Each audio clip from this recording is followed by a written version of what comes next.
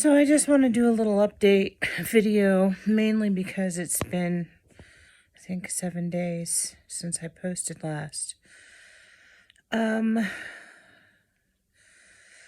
with God tend to come in seasons, and you'll hear a lot of people that have the Spirit talk about seasons. And God, He has a very specific way of working.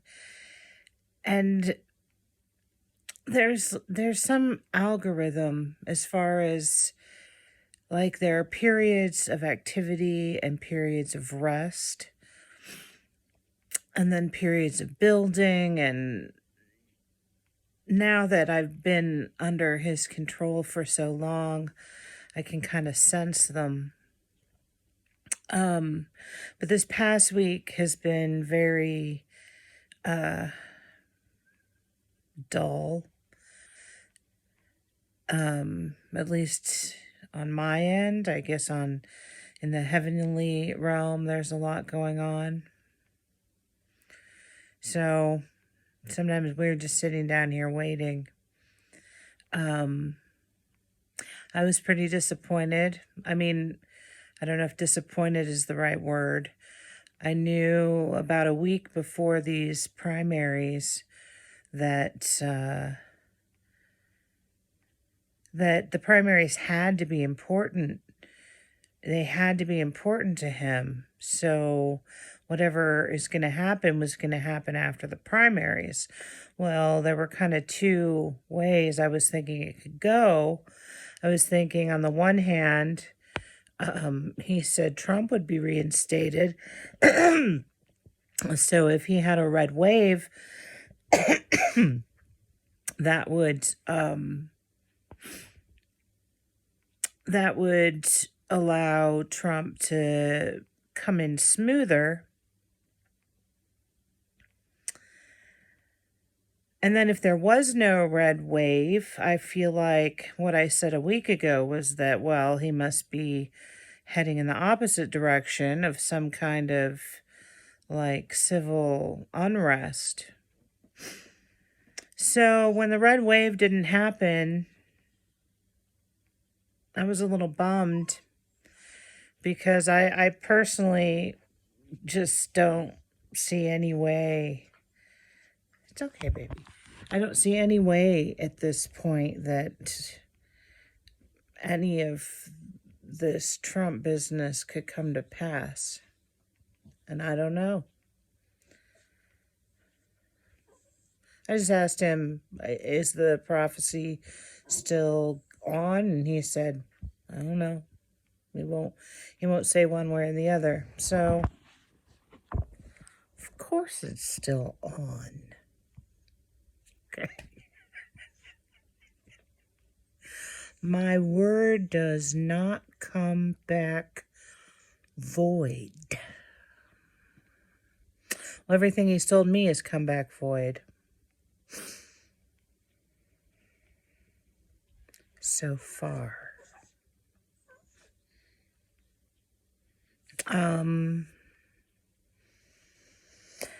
So I guess we're just on a wait and see. It's still not even clear what direction he's going to take this in. And, like, the better I get to know how he works, the more sense kind of what he does makes, except I've never seen him follow through on anything. Well, one time I did.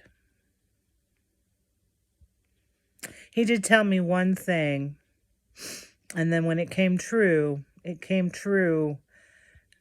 ridiculously opulent. He said I was going to get something, and then all of a sudden, well, it poured blessings for a short time. So I did see that with my own eyes, but that was pretty tiny in the scheme of things. That was, like, literally no big deal. He always used that as an example of how he follows through when he says he's going to do something. But see, then he started saying all kinds of stuff and nothing ever happened. So Um, he's also replaying this scene. I went to heaven, and he erased most of my memories from that. But every time I'd go, I'd laugh and laugh and laugh and laugh and laugh at how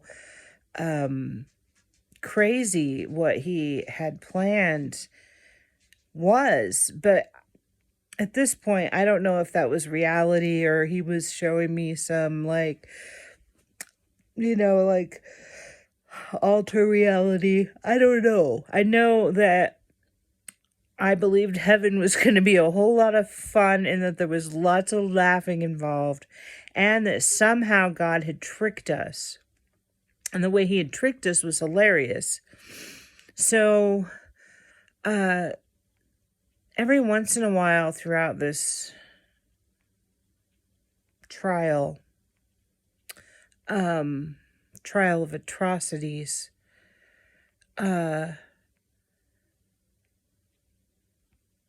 just a minute.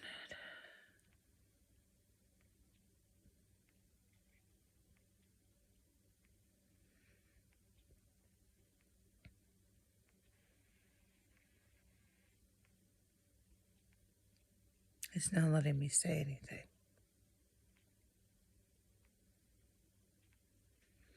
Every once in a while, I'll have like a flashback of this time when God showed me what was going to happen, and I say, "Oh, no, you didn't." And he says, "Oh, yes, I did." And I say, "Oh, no, you didn't." And he says, "Oh, yes, I did." So I don't know if that's real or not, though. I mean, I don't know why he would show me this stuff and have me make these videos, and it was all just some sort of bizarre fabrication to destroy my life.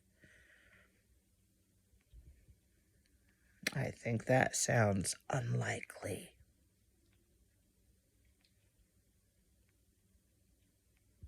So, since I don't have any privacy really anymore, I don't know how often I'll be making videos, since it's like, it is so cold here. It's like we went from fall to the middle of January in Siberia.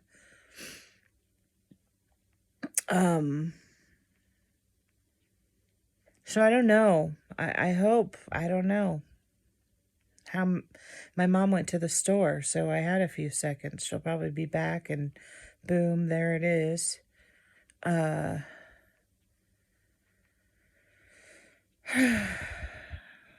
did have some relief this week in one area. Well, two areas. So that was a blessing. I thank him for that.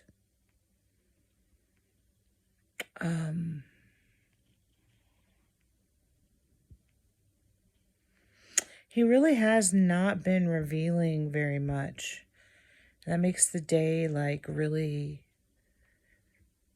just, the days, they just seem so pointless. Sometimes when he's revealing a bunch of stuff, it's invigorating, and it kind of binds me to the fact that I am working for God and I haven't lost my entire life for no reason. But when he doesn't reveal anything and it's just monotony,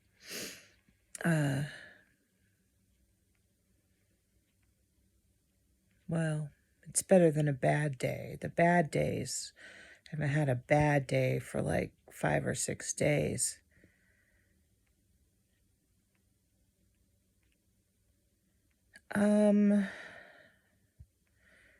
So essentially what's going on right now is that God has allowed all the light kind of to be pushed out of, or pushed down and kind of hardened he's allowed all this light to be pushed out of the world right now. So the world is literally being run by the spirit of the Antichrist and by Ha-Satan and by Satan. The darkness there's only so much spiritual energy allowed on the earth at any given time. So when God has like a revival, that's when he pushes out some of the darkness and lets in more light. So right now it's darker than it's been in a very, very long time, because there were some real dark time periods in the beginning. Obviously, he was deeply displeased with the world, but that was because he had things he was accomplishing. So it's not the most dark the world has ever been, but it's close. So right now, there's just not much spiritual light available. And I don't know how that works, but it's just a very flat feeling when you don't have much spirit. It's just lonely and flat and pointless. That sounds like depression, but when we are depressed, sometimes there's different kinds of depression. Sometimes you just take some of our light. And right now, there's just not much light on the earth. But at some point in time, there's supposed to be this huge heavenly explosion where some massive heavenly events occur. And that will be pushing out darkness so that the ratio, because there can only be 100% the same amount of spiritual energy when the darkness gets pushed out by this huge burst of positive spiritual light, essentially exploding. Then there'll be a huge revival and people will have access to that energy, because if it's not here, I don't know, it's a pretty low period. And God needed it that way when this spiritual revival or whatever happens.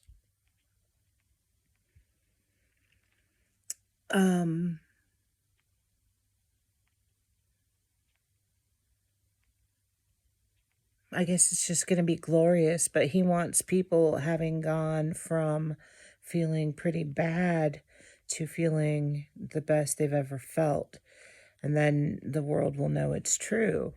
I mean, there'll be testimony after testimony of the power of God. And when this started for me in August 2020, I felt like the best kept secret was true.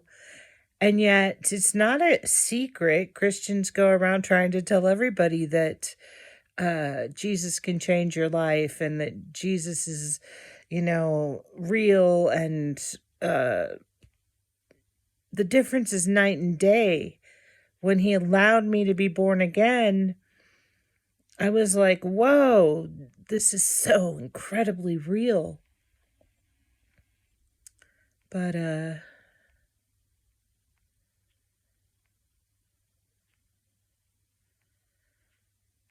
sure hasn't felt like that for a very long time. I don't have any. He promised my soul, apparently. I volunteered for this level of suffering. He promised my soul that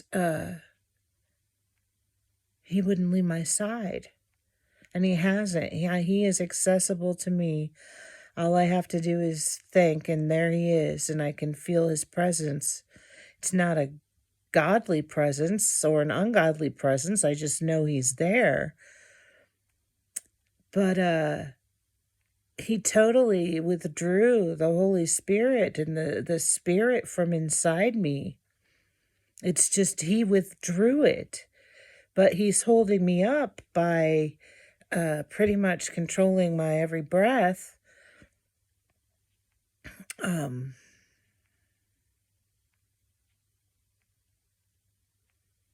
I hear my mom come back, I'm going to turn this off. So I am so looking forward to this spirit coming back, being allowed to exist again. I don't know how long he has to push the light out for. We're in the end times, but I don't know how it works. He's showing me this kind of matrix, how he likes to keep everything balanced. There's like this osmosis occurring in all these trillions, quadrillions of areas, all at the same time, keeping everything just stable, just never going over the edge. So when he puts too much pressure in one area, he'll relieve pressure from another area. There's this just constant osmosis occurring all throughout the universe. And so right now, the situation looks dire on Earth. It looks bad to have this inflation and all these things going on, but it's nothing compared to how we pretty much know it has to get. Shelves might be empty and or slightly empty, but there's still food available. But there's no spirit down on the earth. There's no, the joy is just really hard to dredge up for most people. Now, God does everything on an equation that's never usually absolute. So he does have the few people that have access to the spirit, not few as in handful, but the small percentage of people that he's allowed some to maintain their level of light at the expense, essentially, of other people losing more of theirs, because he never does anything absolutely. That's one of the ways he's kept his influence hidden throughout history, but especially now with science. He hides everything. So anyway, I'm doing okay. He's decided that I'm gonna hand make 500 friendship bracelets. God often sets these goals. He's reminding me of, there's some, I don't know if it's a tradition or it's just something I read, but somewhere they make either 100 or 1,000 or 10,000 origami swans at a certain time of year. And I had a student who used to make these origami things we were going to put into a larger picture, but never got around to.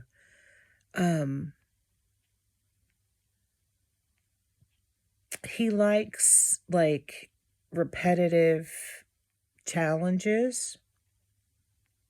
So I've been making friendship bracelets since I was in high school.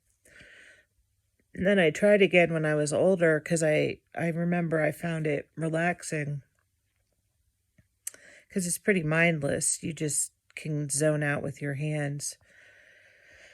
So when he said, when I made one for one of my viewers, and then the next day he said, we're going to make 500. I was like, okay, this is just how he is. He's just, and whether they're used or not is irrelevant, because he keeps reminding me that the Buddhists will make these intricate, highly gorgeous, artistic sand drawings with these beautiful colors, and they'll spend, I don't know, months on them. And then in one fell swoop, they just destroy it. And they say it's not the outcome. It's the journey. It's the doing. It's the enjoyment of living in the now, in the moment. So, music just came on.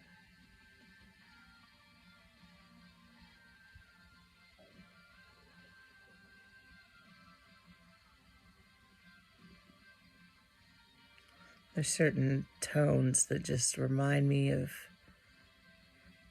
a better place.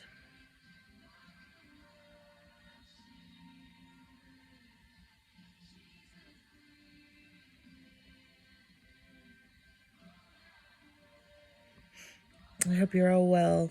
I know it sucks that he kind of has me go in and out. I'm going to post through the, I don't know, months I've made some videos I've never posted.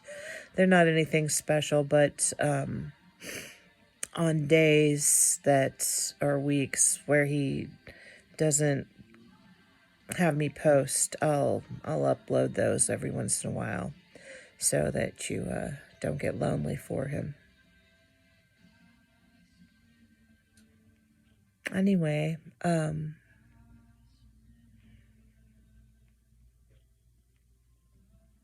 he's showing me an image of people getting their popcorn out. He's really, really putting on a show. And now he's discussing how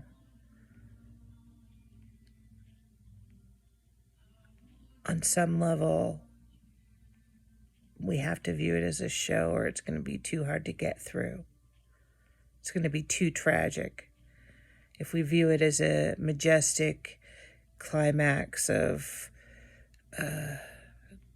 God's vanquishing of darkness on earth, and that we're going to go home in victory and fall down on our knees, the glory of the Lord. So he will be lighthearted or even sometimes flippant. It does not mean he's flippant about the human suffering that has to happen upon the earth. It just means that he has to survive it too. And mindset is going to be a huge part of this. But when there's little light on earth, the mindset of grace and surrender is so hard to come by. Anyway,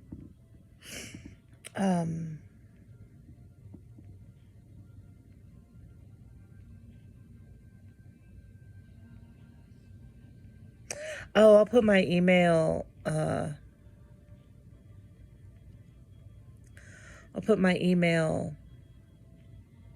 on this one. If you would feel better just knowing you had a friendship bracelet made with someone who's slave to the Lord. Like literally the first day he wanted to see how many we could do, and my hands would not stop. He would not let me stop. There's a Hans Christian Andersen story about maybe it's a Grimm fairy tale. It's about a pair of dancing shoes. They can't, like when this little boy puts them on, he can't stop dancing. It's like, kind of creeps me out when my little hands are making these bracelets. But anyway, if you would really like one, then put your address in the email, in my email. I don't know how international shipping would be, so I'm kind of frightened about that because my resources are small. But I do, I think it's only one stamp in the United States. So I think he's provided me with, years ago I bought some Nebraska stamps, which I have some, so I can send out some. All right, everybody, I hope you're all well. Keep the faith. Oh,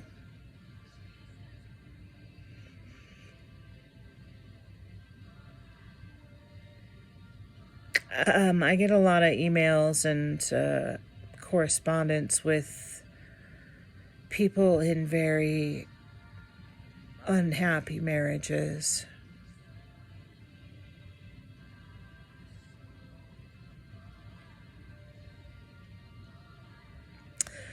And I just want to tell you all who are experiencing that it will be over eventually. I don't know how. It doesn't matter how. You will be free from it eventually. If you want out of it, God, well, you have to have his help and permission, but if he allows it, he will help get you out. But I just want to let everyone out there going through this know that it will end one way or another, and you will be free for eternity, and you will be paid back in kind. If the Lord, if his heart hurts over what you had to live through, that's how he pays us back. So stay strong and know you're not alone. I was in it for 14 years. It's awful. It is so painful when the person that you have to live with and whatnot is your biggest thorn. Anyway, pray for peace.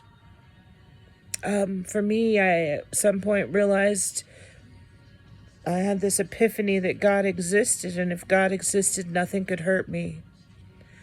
So I would hold a hot cup of tea, and I would imagine my husband yelling at me and scolding me, and all I felt was my hand and the things on the tea. All right, I think Mom said, God bless you all. Amen.